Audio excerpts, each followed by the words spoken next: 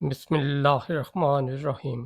عیسائی ریاستیں کیسے طاقتور رہیں؟ اندلس کی کہانی کا ایک اہم باب رات کی تاریکی آہستہ آہستہ اندلس کے آسمان پر چھا رہی تھی۔ قرطبہ کی روشن گلیاں، عظیم کتب خانے، شاندار مساجد، علم و حکمت کے مراکز ابھی بھی اپنی شان و شوکت کے ساتھ موجود تھے، مگر اس ظاہری چمک کے پیچھے ایک ایسا خطرہ جنم لے رہا تھا جسے بہت کم لوگ محسوس کر رہے تھے۔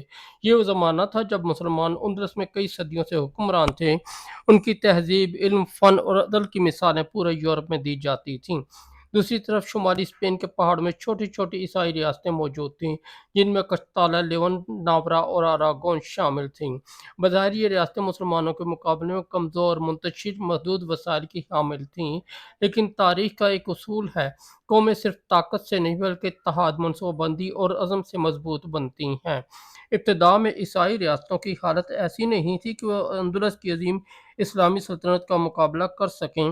ان کے پاس نہ مسلمانوں جیسی ترقیاتی معیشت تھی، نہ وسیع شہر، نہ عظیم علمی مراکز، لیکن انہوں نے ایسی چیز حاصل کر لی تھی جو آہستہ آہستہ ان کی سب سے بڑی طاقت بن گئی: مقصد کا اتحاد۔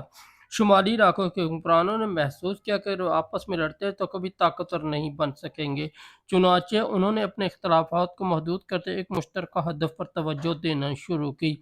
یہ ہدف تھا جنوب کی طرف اپنی سلطنت کو پھیلانا۔ ادھر اندلس میں صورتحال مختلف تھی۔ اموی خلافت کے زوال کے بعد اندلس کئی چھوٹی چھوٹی مسلم ریاستوں میں تقسیم، جنہیں طوائف الملوکی کہا جاتا ہے۔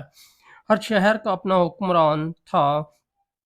بظاہر یہ سب مسلمان تھے، مگر حقیقت میں ان کے درمیان اقتدار کی کشمکش بڑھتی جا رہی تھی۔ کبھی ایک حکمران دوسرے کے خلاف عیسائی بادشاہ سے مدد مانگتا تو کبھی دوسرا اپنے مسلمان پڑوسی کو کمزور کرنے کے لیے بیرونی طاقتوں سے اتحاد کر لیتا۔ یہی وہ لمحہ تھا جب تاریخ کا رخ بدلنا شروع ہوا۔ شمالی ریاستوں نے مسلمان کی اس کمزوری کو بہت غور سے دیکھا۔ انہیں اندازہ ہوا کہ اب مقابلہ ایک متحد سلطنت سے نہیں بلکہ کئی تقسیم شدہ ریاستوں سے ہے۔ چنانچہ انہوں نے صرف جنگ پر انحصار نہیں کیا بلکہ سیاسی حکمت عملی بھی اپنائی۔ بعد مسلم حکمرانوں سے بھاری خراج وصول کیا جانے لگا۔ کئی ریاستیں اپنی بقا کے لیے عیسائی بادشاہوں کو سونا، چاندی، دولت دینے لگے۔ اس دولت نے عیسائی ریاستوں کی معیشت کو مضبوط کیا۔ انہوں نے بہتر فوجیں تیار کی، قلعے تعمیر کیے اور اپنے علاقوں کو مستحکم کیا۔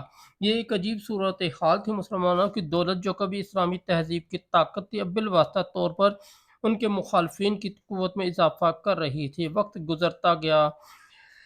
1085 میں ایک ایسا واقعہ پیش آیا جس نے پورے جزیرہ نما آئبریا کو ہلا کر رکھ دیا۔ تلتلا، جو مسلمانوں کا ایک شہر تھا، کشتالہ کے بادشاہ الفونسو ششم کے قبضے میں چلا گیا۔ یہ صرف ایک شہر کی شکست نہیں تھی، یہ ایک علامت تھی کہ طاقت کا توازن بدل رہا ہے۔ تلتلا کی فتح نے عیسائی ریاستوں کا حوصلہ بلند کر دیا۔ انہیں یقین ہو گیا کہ مسلمان ناقابل شکست نہیں ہیں۔ دوسری طرف مسلمانوں میں تشویش پھیل گئی۔ اس خطرہ کو محسوس کرتے ہوئے بعض مسلم حکمرانوں نے شمالی افریقہ سے مرابطین کو مدد کے لیے بلایا۔ مرابطین ایک مضبوط اور منظم قوت تھے۔ انہوں نے ادرس پہنچ کر کچھ عرصے کے لیے عیسائی پیش قدمی کو روک دیا، لیکن تاریخ کا امتحان ابھی ختم نہیں ہوا تھا۔ مرابطین کے بعد مہدین آئے۔ انہوں نے بھی کئی فتوحات حاصل کیں اور مسلمانوں کی طاقت کچھ عرصہ تک بحال رکھا، مگر اندرونی مسائل، سیاسی اختلافات اور اقتدار کی کشمکش مکمل طور پر ختم نہ ہو سکی۔ ادھر عیسائی ریاستیں مسلسل دیکھ رہی تھیں۔ انہوں نے اپنی فوج تنظیم بہتر بنائی، زرعی پیداوار میں اضافہ، کئی نئے علاقوں کو آباد کیا اور یورپ کے دیگر عیسائی حکمرانوں سے تعلقات مضبوط کیے۔ پاپائے روم بھی اس جدوجہد کی حمایت کر رہا تھا۔ یورپ کے مختلف علاقوں سے جنگجو نائٹ اسپین آنے لگے۔ ان کے نزدیک یہ صرف زمین حاصل کرنے کی جنگ نہ تھی بلکہ ایک مذہبی مقصد بھی تھا۔ اس حمایت نے عیسائی ریاستوں کو مزید قوت فراہم کی۔ 1212 میں ایک فیصلہ کن جنگ لاس نواس دے تولاسا کی جنگ کہا جاتا ہے۔ جنگ اندلس کی تاریخ کا ایک اہم موڑ ثابت ہوئی۔ عیسائی افواج نے متحد ہو کر مہدیین کی فوج کا مقابلہ کیا اور ایک بڑی فتح حاصل کی۔ اس جنگ کے بعد مسلمانوں کی سیاسی طاقت تیزی سے کمزور ہونے لگی۔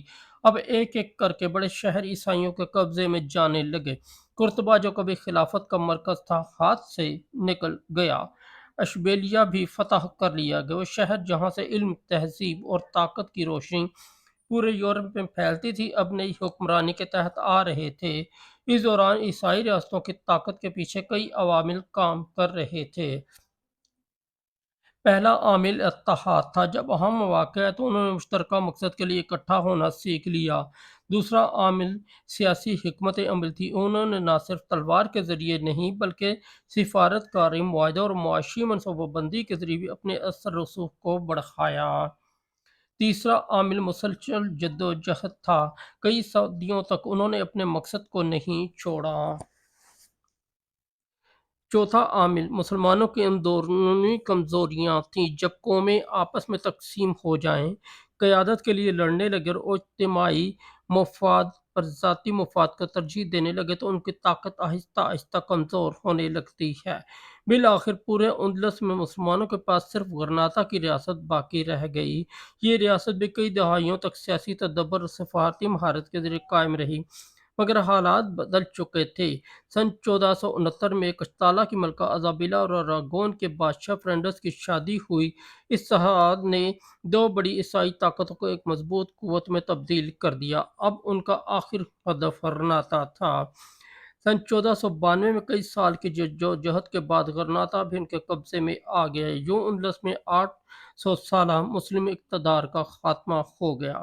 لیکن جب ہم یہ سوال کرتے ہیں کہ عیسائی ریاستیں کیسے طاقتور ہیں تو اس کا جواب صرف یہ نہیں کہ وہ مضبوط تھیں۔